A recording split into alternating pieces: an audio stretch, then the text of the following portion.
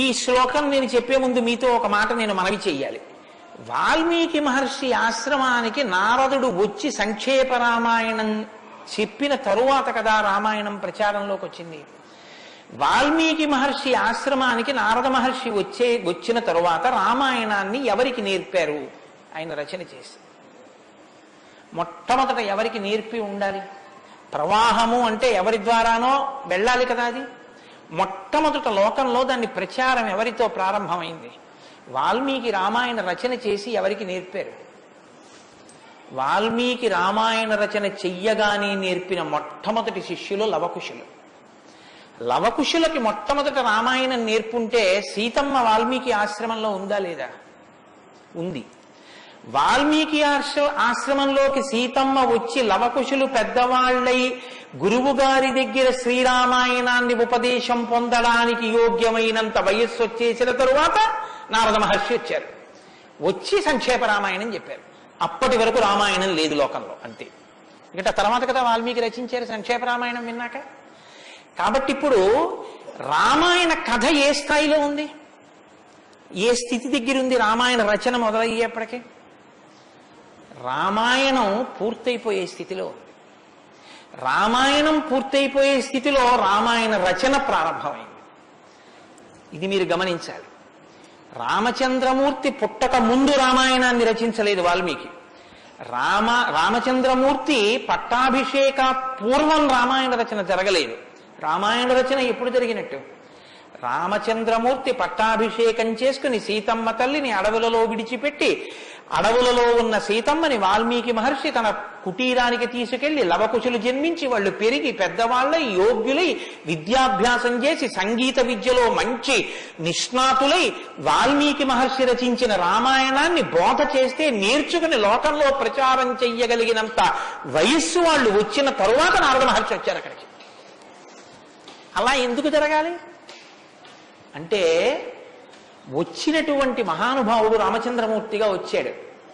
మనుష్యుడిగా నడిచి చూపించేశాడు. అప్పటికే 11,000 సంవత్సరాలు ఇంచుమించు పూర్తయిపోతున్నాయి. జరిగిన కథ జరిగిపోయింది. జరిగిన కథ జరిగిపోయిన తర్వాత ఇప్పుడు వచ్చాడు నారదుడు. ఇప్పుడు జరిగిపోయిన కథలో అడుగు తీసి అడుగు వేస్తే ధర్మం. రామాయణంలో అడుగు తీసి అడుగు వేస్తే ఎంత కథ చెప్పాలండి నారదుడు వాల్మీకి మహర్షికి? రాముడు పుట్టుక ముందు దగ్గర నుంచి చాలా కష్టపడి రాముడు ఇలా మాట్లాడాడు, రాముడు అలా మాట్లాడాడు, సీతమ్మ రాముడి దగ్గరికి ఇలా వెళ్ళింది, దశరథ మహారాజు గారి దగ్గరికి రాముడు ఇలా వెళ్ళాడు, రాముడు కౌసల్య దగ్గరికి ఇలా వెళ్ళాడు, రాముడితో ఇలా మాట్లాడాడు, ఇవన్నీ నారదుడు చెప్పాలి. నారదుడు ఎలా చెప్పగలడు? చెప్పగలడు. సర్వజ్ఞుడు, మహానుభావుడు, గురుస్వరూపం కాబట్టి చెప్పగలడు.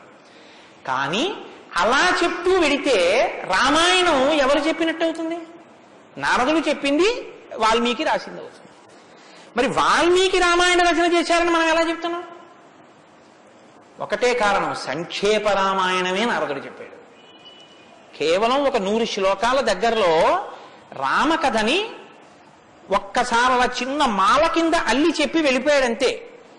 మిగిలిన రామకథ రాముడు ఎలా కదిలాడో, ఎలా అడుగేశాడో, ఎలా నడిచాడో, ఎలా మాట్లాడాడో ఇవన్నీ వాల్మీకి మహర్షికి కనపడ్డాయి.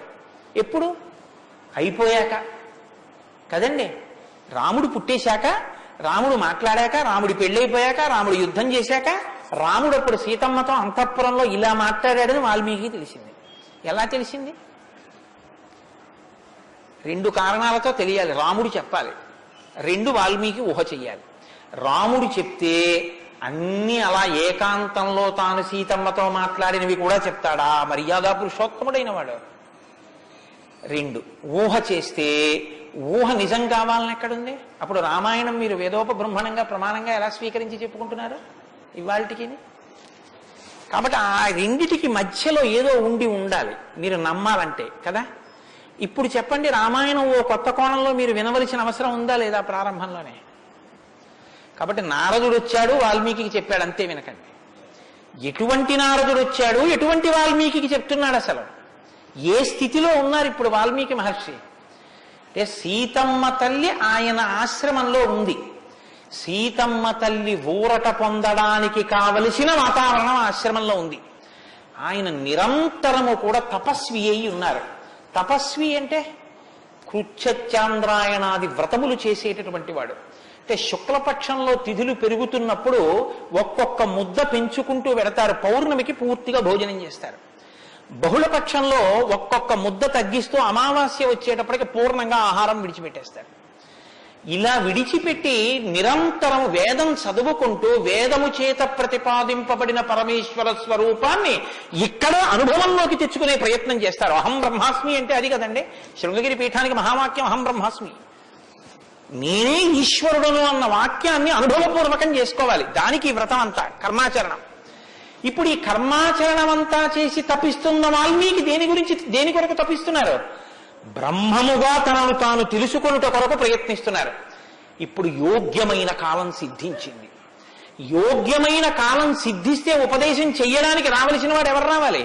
గురువుగారు రావాలి. గురువు గారి కన్నా మంగళస్వరూపం లోకంలో ఉంటుందా? ఇంకుండదు. అన్నిటికన్నా మంగళస్వరూపం ఏది అంటే గురువుగారి. గురువు గారి కన్నా గొప్పవాడు, గురువు గారి కన్నా అధికుడు లోకంలో ఉండడు. న గురోరధికం న గురోరధికం న గురోరధికం ఇది శివశాసనత. గురువు కన్నా అధికుడి లోకంలో లేడు. మరి ఈశ్వరుడండి అని మీకు అనుమానం రావచ్చు.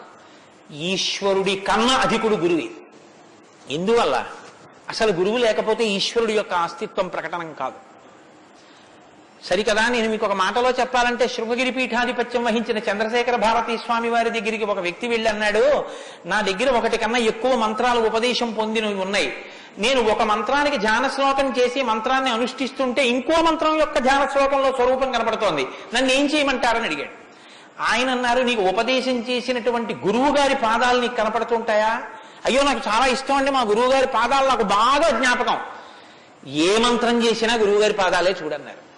అలా ఎలా కుదురుతుందండి అన్నాడు ఆయన. ఆ ధ్యాన శ్లోకంలో రూపం కదా చూడాలి. ఏ మంత్రం చేసినా గురువు గారి పాదాలు ఎలా చూస్తాం?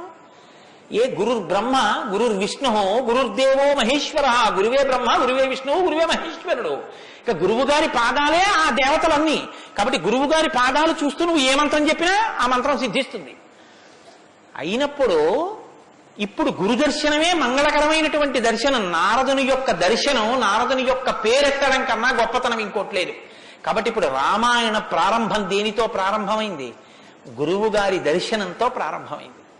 నారద మహర్షి దర్శనం గురువు యొక్క దర్శనం. ఎవరికి? వాల్మీకి. రామాయణాన్ని నమ్ముకున్న జాతికి ప్రతినిధి. మనకే దర్శనంతో ప్రారంభమైంది? జగద్గురు దర్శనంతో మనకి ప్రారంభమైంది.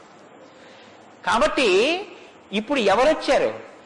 ఆ వచ్చినటువంటి వ్యక్తి సామాన్యమైనటువంటి వ్యక్తి రాలేదు. నారదుడు ఆ వచ్చినటువంటి వారు మహానుభావుడై తపస్వాధ్యాయ నిరతం, నిరంతరము తపస్సు చేసేటటువంటి వారు. మీతో